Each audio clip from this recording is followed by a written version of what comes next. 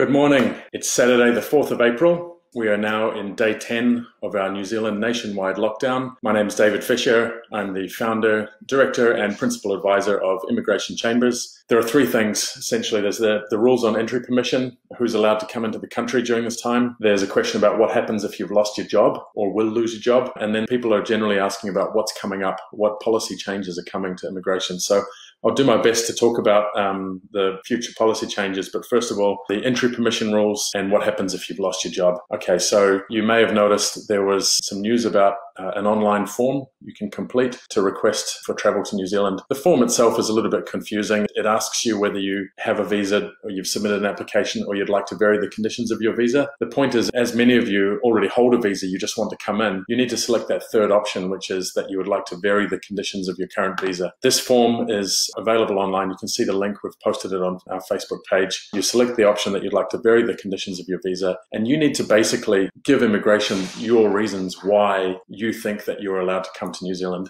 There's a specific list they've given of who's supposed to use this form: essential health workers, other essential workers, Tongan or Samoan nationals requiring essential travel, partners of work visa holders, partners of New Zealanders, Australian citizens or residents that normally live here. And the final category they've given is humanitarian. What does humanitarian mean? Okay, it means you believe that there's a humanitarian cause as to why you should be allowed. Perhaps maybe you've got family here who really need you with you, or, what I'm trying to get across is really that if you feel like you have a genuine reason, you just go ahead and fill this form in and you try it. And we've heard anecdotally that some people are being invited to apply, others are not. The test is reasonably strict. They want to make sure that only essential travelers are coming in. Okay, now this question about what happens if I've lost my job. Look, a lot of people have contacted us and they've said, hey, look, I've been made redundant, or I don't have a job. I was applying for a visa. Now I'm on an interim visa. I can't work.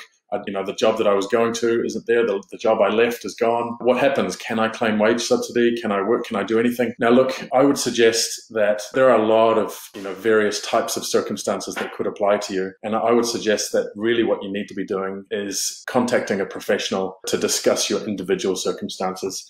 The reason I say that is because it's too hard to give general advice about what to do in these circumstances. You may have lost your job, or you may be on an interim visa while you're waiting for your application to be considered. In both cases, the main point is you don't have an income. And the biggest question we're getting is about the wage subsidy. And I think the reason why I suggest to talk to a professional about this in your own circumstances is just because it's not really possible for me to say, here's the line. If you fall on this side, you get it. If you fall on that side, you don't. It's not really like that. There's a complicated web of employment law, of immigration law, and also another factor that's coming into play, which is this is an unprecedented time. We don't know how immigration or the courts or the government is really going to treat this situation. What I will do is I'll just mention one particular type of circumstance that I think could apply to a lot of you, and that is that you've now been granted an interim visa, and your interim visa doesn't allow you to work. Let's say, for example, you held a student visa before and now you've applied for your job search, or you held a job search open visa and now you've applied for an essential skills visa based on your employment. In these cases, you've got an interim visa that allows you to remain lawfully in the country, but you don't have working rights. Now, the question that I've been receiving is, okay, I don't have working rights, that's fine, but I've got my job and my boss is going to claim the wage subsidy. Can I get the wage subsidy? The answer I've been giving people is that, look, under normal circumstances, if you hold an interim visa, you're not allowed to work, you're not allowed to receive an income. This is generally how it works. If you're receiving an income, then immigration can say, well, you're working and you're breaching the conditions of your visa. However, there's something that's a little bit unique about what's happening now, and that is that the not being able to work is really through no fault of your own, and this period is being delayed because immigration can't process your application. So you're stuck here without an income. It's not your fault. What I've been telling people is to go and talk to your employer, because there may be a way that your employer can record you as being on a kind of a special paid leave. Now, as long as the records are kept properly and as long as it's all documented, there's a chance that this type of special paid leave would not be considered by immigration in the future as being work. Now, the reason I say there's a chance is because I just don't know. We don't know how immigration is going to treat this. We don't know how the courts are going to treat it. Previously and under normal circumstances, what I would be telling people is that, hey, look, you're not supposed to receive an income. So my advice to you, if you're in that situation, is talk to your employer. Have an open conversation with your employer about how they are treating this period of unemployment. If they're going to be paying the wage subsidy to you, are you considered to be just on normal payroll? Is this a kind of special leave? Are they treating this as a kind of a one-off payment to you just to keep you on the books while they're waiting? Look, I guess my main point is that it's unique, and you should be talking with your employer, and you should be talking with a legal professional or an advisor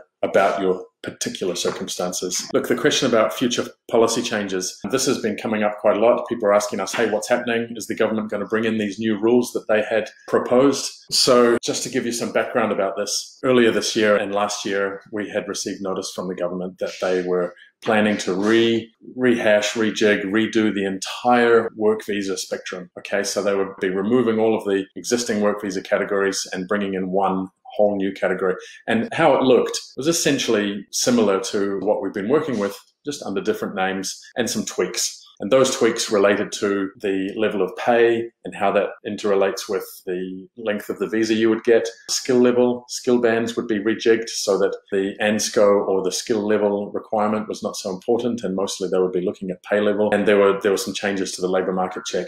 Now, I've been discussing this with some of my colleagues, my friends, other professionals in the industry, and we've all been thinking perhaps the government would put this on hold, because what's happened now with this coronavirus, the lockdown, is so extreme that it would almost be unfair to suddenly bring in something new as soon as we come out of lockdown. Another viewpoint would be that actually that's the best time to bring in a new policy, because of course everything's broken down and we're starting again. Wouldn't that be the best time? My feeling is that it's not so much a question about whether it's the right time or not. It's a question about whether the government is actually in a place to implement it, because they'll be having a huge backlog of applications. The staff will be just coming back to work once the lockdown is lifted, and we don't know when that is either. So I just have a feeling that even though they had indicated middle of this year, it might be pushed back later, it might be tweaked, it might be changed. I think really my advice in this space is just to keep watching and keep in mind that generally speaking, even though we don't know exactly what's coming when it's coming, we do know that there's a trend. And the trend, based on what we can see and what we've been told, is that it's essentially narrowing of policy.